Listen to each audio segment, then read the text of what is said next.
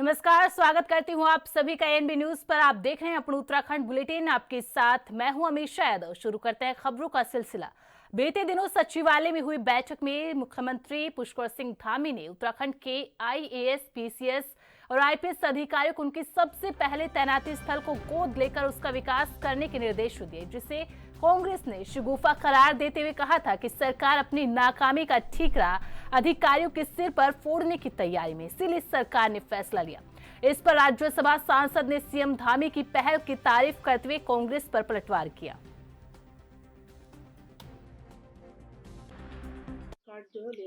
कांग्रेस के पास कुछ कहने के लिए है नहीं। जब भी विकास का कोई काम आगे बढ़ता है तो उसमें वो मील बेख निकालने का काम करते हैं। सांसदों ने जो गांव गोद लिए हैं उनमें भी काम हो रहा है। मैंने स्वयं जो 2 गांव गोद लिए हैं उनमें अच्छी प्रगति है, काम हो रहा है। और ये एक सतत प्रक्रिया है जो चलती रहती है।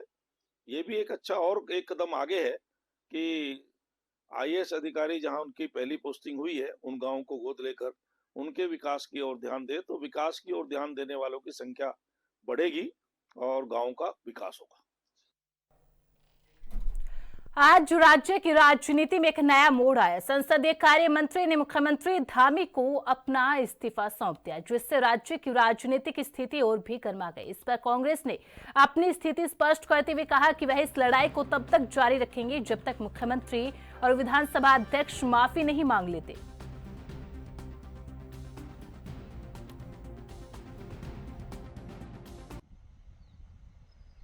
ये लड़ाई प्रेमचंद अग्रवाल जी के इस्तीफे तक ही सीमित नहीं होगी। ये लड़ाई आगे भी बढ़ेगी तब तक जब तक कि मुख्यमंत्री धामी जी ने इस बात के लिए उत्तराखंड के लोगों से क्षमा नहीं मांगी कि उन्होंने प्रेमचंद अग्रवाल जी को ऐसे कृत्य पर क्यों उनका संरक्षण किया। जब तक रितु खनूड़ी जी ने इस बात के लिए माफी नहीं मांगी सरेआम कि उन्होंने विधानसभा में प्रेमचंद अग्रवाल जी का संरक्षण क्यों किया, तब तक ये लड़ाई रुकेगी नहीं।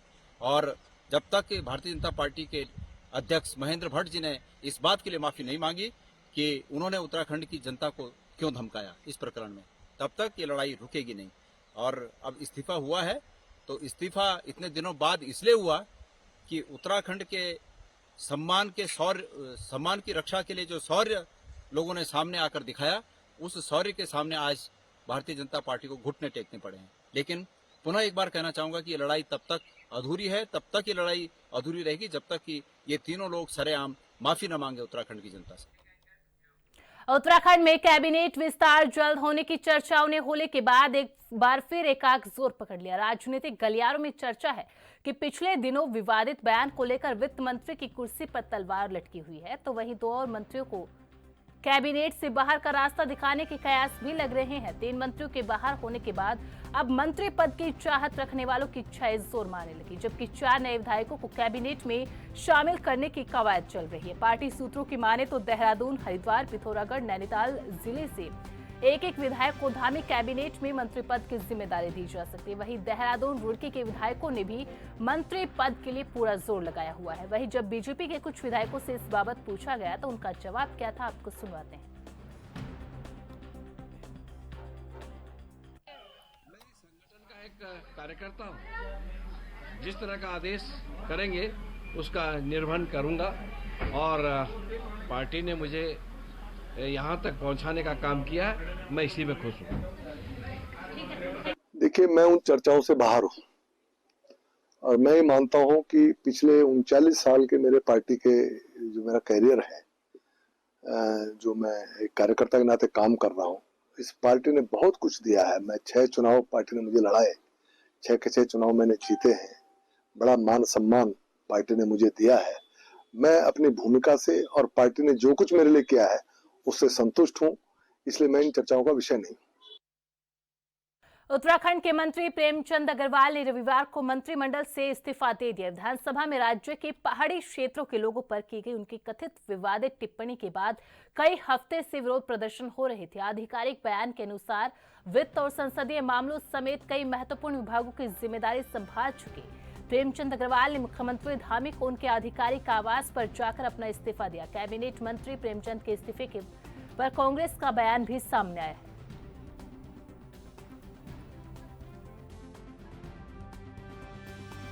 प्रेमचंद अग्रवाल जी ने आज इस्तीफा दिया है और इस्तीफा देते समय उन्होंने एक बड़ी गंभीर बात कही कि मुझे उत्तराखंड के लोगों ने इसलिए स्वीकार नहीं किया कि क्योंकि मेरे नाम के पीछे अग्रवाल लिखा है।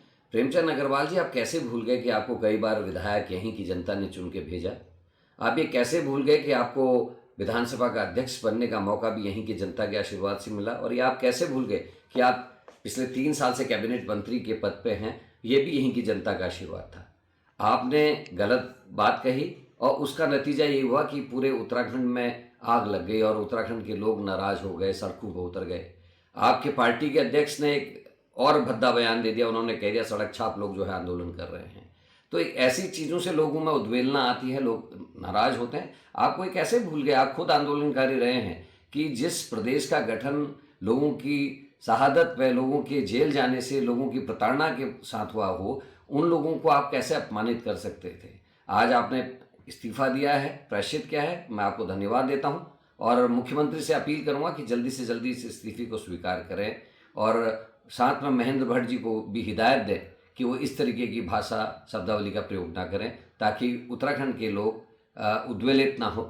मैं धन्यवाद देना चाहता हूं तराई के लोगों को, भाबर के लोगों को, पर्वतीय क्षेत्र के लोगों को, जौनसार के लोगों को कि उन लोगों ने सभी ने मिलकर इस लड़ाई को लड़ने का काम किया और उत्तराखंडियत की इस लड़ाई में आप सब साथ थे।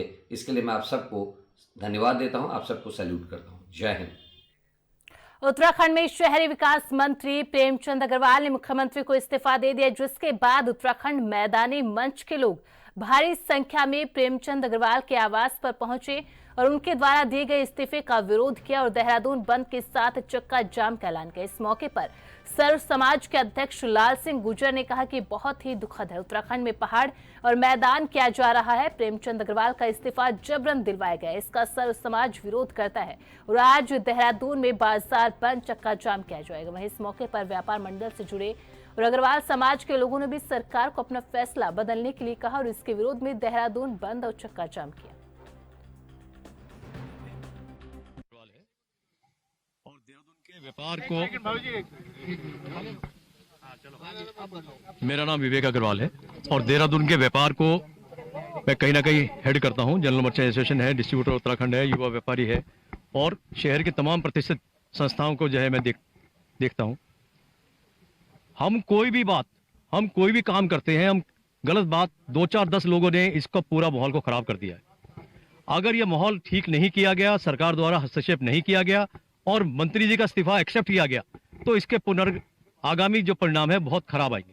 कारण यह है कि धीरे धीरे हम इसको जो है धीरे धीरे मणिपुर की तरफ ले जा रहे हैं। मैदानी और पहाड़वाद क्या होता है?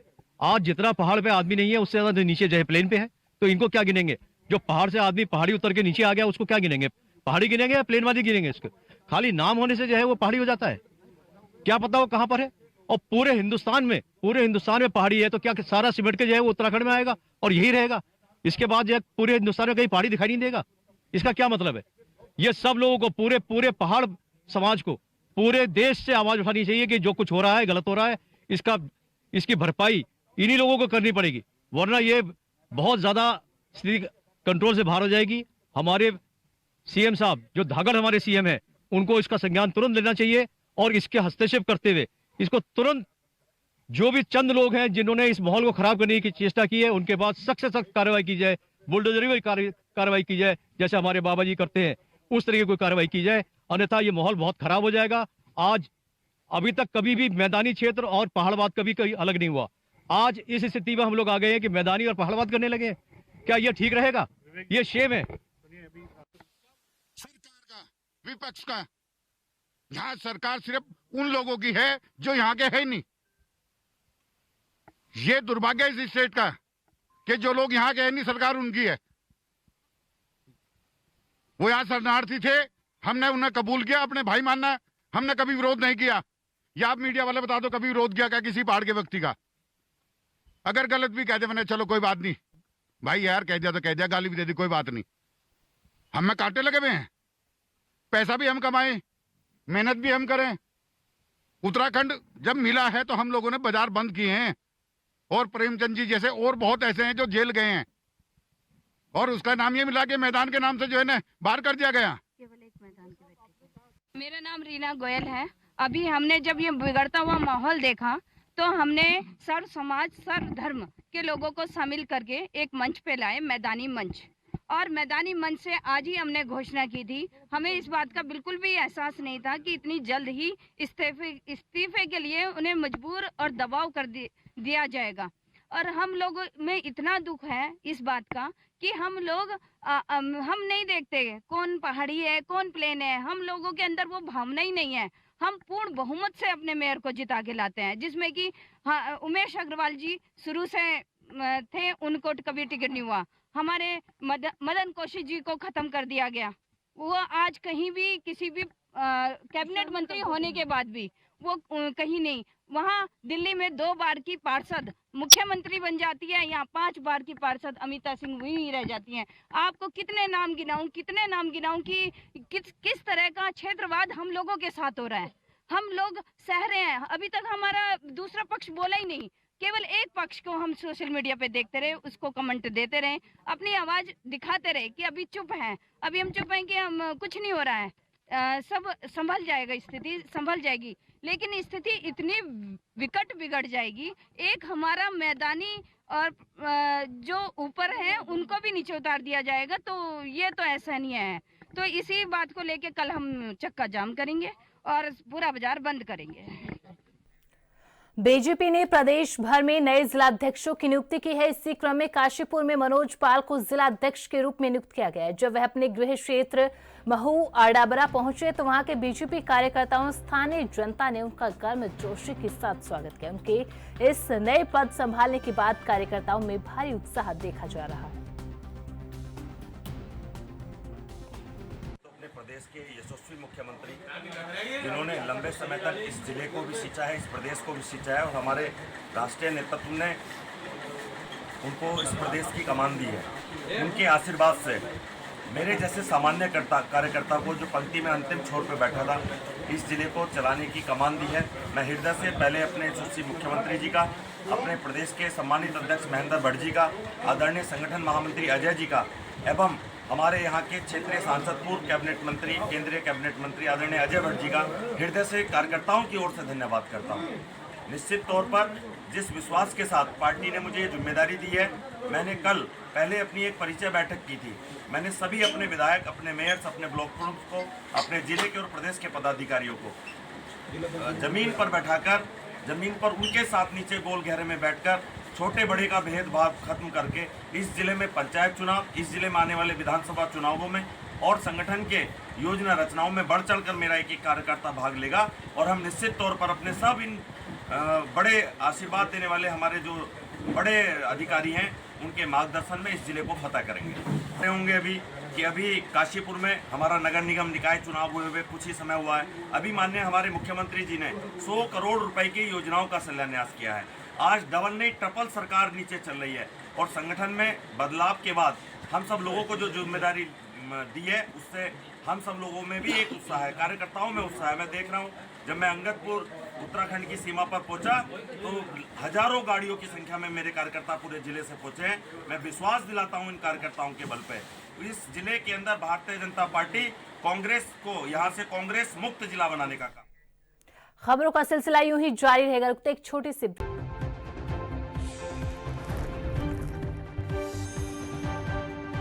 ब्रेक के बाद स्वागत है आप सभी का। खबरों में आगे बढ़ते हैं। उत्तराखंड में 30 अप्रैल से 4 धाम यात्रा का आगाज होने जा रहा है। ऐसे में यात्रियों को कोई परेशानी ना हो, उसको लेकर प्रशासन शासन अलर्ट मोड पर है। बात करें सड़कों की तो कई जगहों पर सड़कों में गड्ढे हुए हैं, जिससे बारिश के मौसम में खासा परेशानी होती है, जिसको लेकर पीडब्ल्यूडी विभाग के द्वारा सबसे पहले राष्ट्रीय हाईवे, स्टेट हाईवे को गड्ढा मुक्त किया गया, जिसके बाद शहरों के बीच में हुए गड्ढों को भरा जाएगा।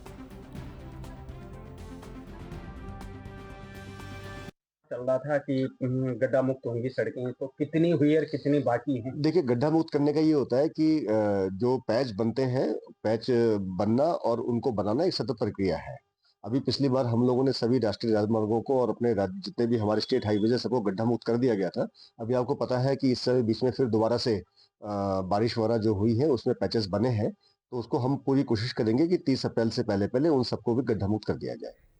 जल्द ही उत्तराखंड में 4 धाम यात्रा शुरू होने जा रही है, लेकिन उससे पहले केदारनाथ विधायक आशा नौटियाल के एक बयान से सियासत गर्मा चुकी है। दरअसल आशा नौटियाल ने केदारनाथ में गैर हिंदुओं पर प्रतिबंध लगाने की बात कही। जो इस बयान का एक तरफा विपक्ष विरोध कर रहा है, तो वहीं दूसरी तरफ केदारनाथ विधायक के बयान का जूना अखाड़ा के महामंडलेश्वर स्वामी यतीन्द्रानंद गिरी ने समर्थन किया। उन्होंने कहा कि केवल केदारनाथ ही क्यों, बल्कि बद्रीनाथ, गंगोत्री, यमुनोत्री, केदारनाथ चारों पवित्र धामों में केवल सनातन हिंदू गतिविधि होनी चाहिए। गैर हिंदुओं को हमारे पवित्र स्थलों पर जाना पूर्ण रूप से वर्जित होना चाहिए। उन्होंने कहा कि मैं सरकार से मांग करता हूं कि उत्तराखंड के जितने भी पवित्र स्थल हैं, उनके एक सुनिश्चित आचार संहिता बननी चाहिए, ताकि इन स्थानों की पवित्रता, मर्यादा और सूचिता बनी रहे।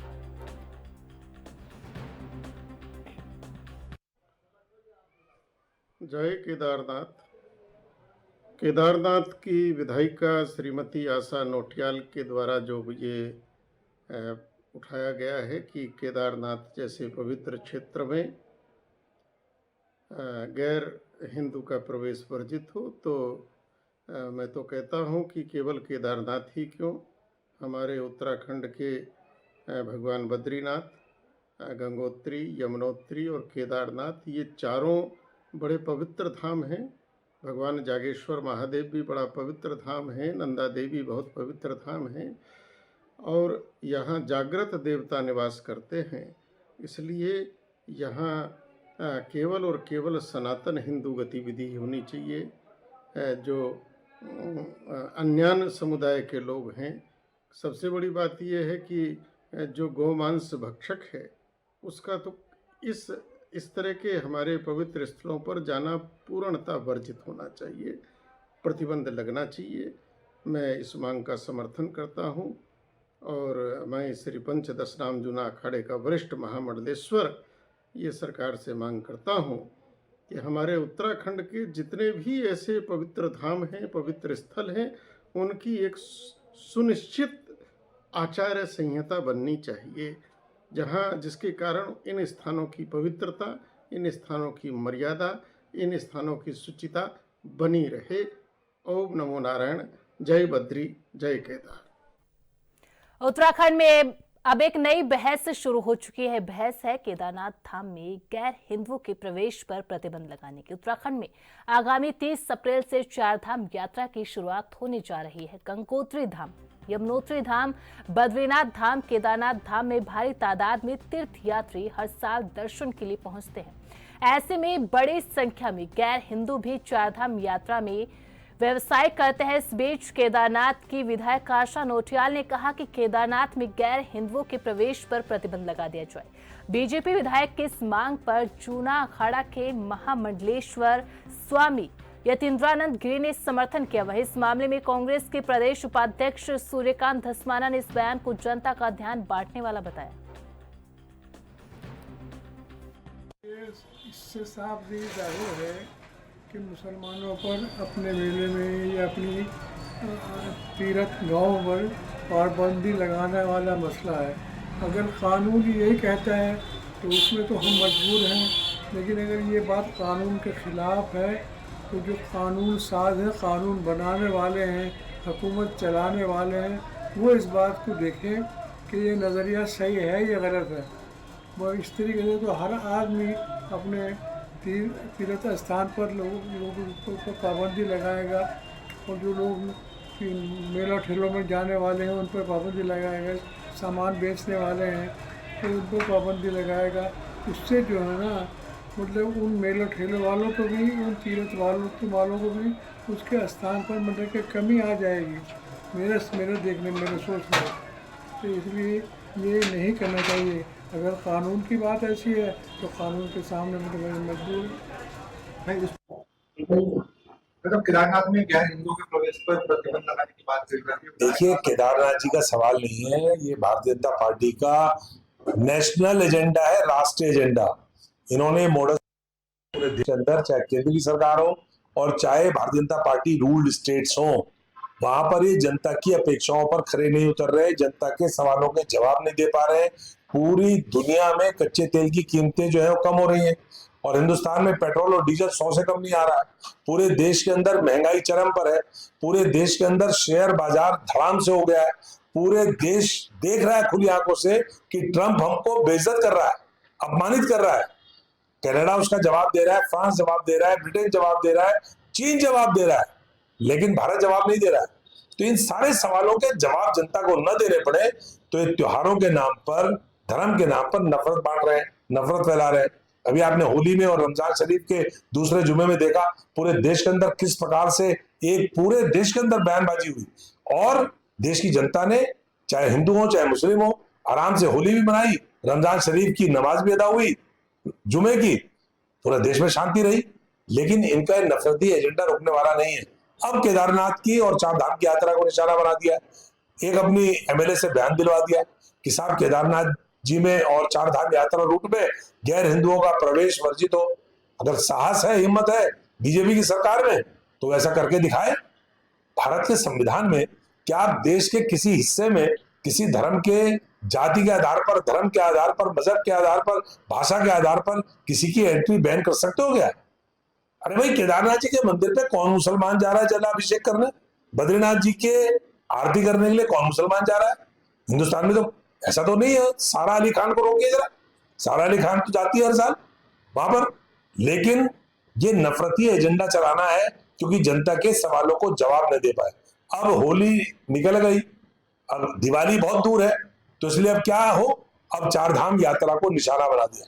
चार धाम यात्रा हमारे पहाड़ की लाइफलाइन है। लाखों लोगों की रोटी रोजी इससे चलती है। लोग बच्चों की फीस देते हैं, लोगों के घर चलते हैं। 7-8 महीने यात्रा चलती है, तब लाखों लोगों के परिवार चलते हैं। उस यात्रा को बदनाम करने के लिए, उस यात्रा को इंटरप्ट करने के लिए भारतीय जनता पार्टी नफरती एजेंडा चला रही है, जिसको जनता चलने नहीं देगी। मैं पूछना चाहता हूं बीजेपी के लोगों से, अमरनाथ की यात्रा कौन करवाता है? सारी अमरनाथ की यात्रा, अमरनाथ जी की यात्रा मुसलमान भाई करवाते हैं संपन्न। कटरा से लेकर के और जम्मू कश्मीर तक जो माता वैष्णो देवी की यात्रा है, उसमें आधी यात्रा में मुसलमानों का, भाइयों का सहयोग रहता है।